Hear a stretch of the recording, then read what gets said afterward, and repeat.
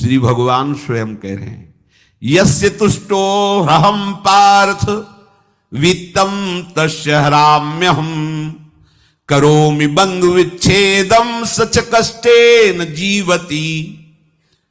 हे अर्जुन, मैं जिस पर बहुत प्रसन्न होता हूं, आप अपने ऊपर भगवान को बहुत प्रसन्न करना चाहते हैं, बहुत प्रसन्न करने में यह है, देख लो, कह रहे जिस पर मैं बहुत प्रसन्न होता हूं सबसे पहले उसका ऐश्वर्य नष्ट करता हूं, फिर क्या करता हूं, फिर बंधु बांधवों का,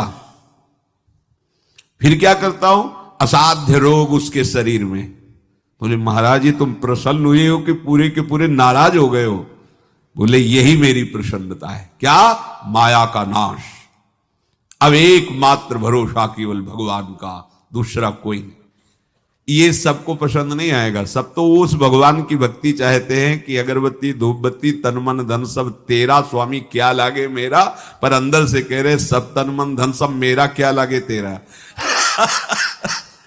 ऐसे तो चलेगी भक्ति। लेकिन कई बार सत्संग में पीछे धाम में कहा था कि भगवान को रिझाकर लोक मांगोगे तो चैन से रह लोगे, और अगर उनसे प्यार करने की बात मन में ठानी कि बस मुझे केवल आपकी आंखों में आंखों को मिला करके जीवन व्यतीत करना है, मुझे और कुछ नहीं चाहिए, तो फिर लाडले आपको दुशरिहा का कोई आश्रय रहने नहीं देंगे। ध्यान रखना, जितने दुशरिहा होंगे तो ये बर्दाश्त हो तो कदम आगे बढ़ावे, बहुत प्रसन्न हो जाओ ठाकुर हम पे, तो कह रहे यस्य तुष्टो ह्यहं पार्थ वित्तम तस्य हराम्यहम् करोमि बंधु विच्छेदम सच कष्टेन जीवति।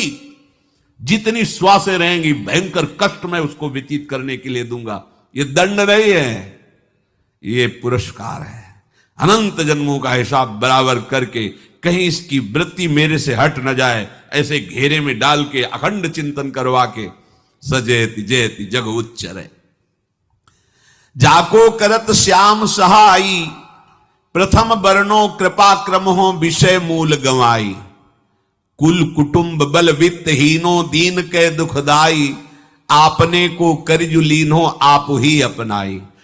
कह रहे हैं अब मैं वर्णन करता हूं श्याम सुंदर जिस पर कृपा करते हैं उस पर कैसा बर्ताव करते हैं। बोले सबसे पहले उसके विषय भोगों का नाश कर देते हैं, फिर दूसरी कृपा कोई परिवार का, कोई मित्र, कोई रिश्ते नातेदार उसकी तरफ देखेगा भी नहीं, फिर ऐसा दुख प्रदान करते हैं कि केवल एक भरोसा रह जाता है, एक भरोसा, एक बल, एक आस विश्वास, बस नाथ आपके सिवा अब हमारा कोई नहीं।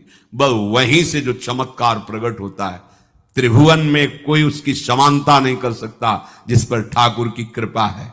पर इस कृपा को हजम करने के लिए इसीलिए संत संग किया जाता है कि पहले से वो तैयार कर देते हैं।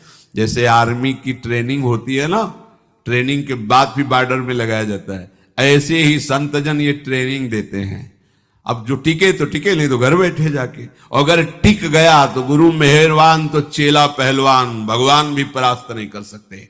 उसमें ऐसी सामर्थ्य आ जाती है कि हर प्रभु के द्वारा दिए गए विधान को हंस करके स्वीकार कर लेता है, और ऐसा नहीं कि उसको कष्ट होता है। ये लोक भाषा में भगवान कह रहे हैं सच कष्टेन जीविता, नहीं तो जिस चिदानंद में वो सुख भोगता है वो ब्रह्मा को भी नहीं प्राप्त है जो भक्त को प्राप्त होता है। भक्त का वैभव दिव्य होता है, चिदानंद में होता है। ये तो पापियों के पास भी वैभव है, रुपया पैसा कुटुंब परिवार। भगवान के दास के पास जो वैभव होता है वो अचिंत्य है, तुम चिंतन भी नहीं कर सकते, ऐसा वैभव होता है।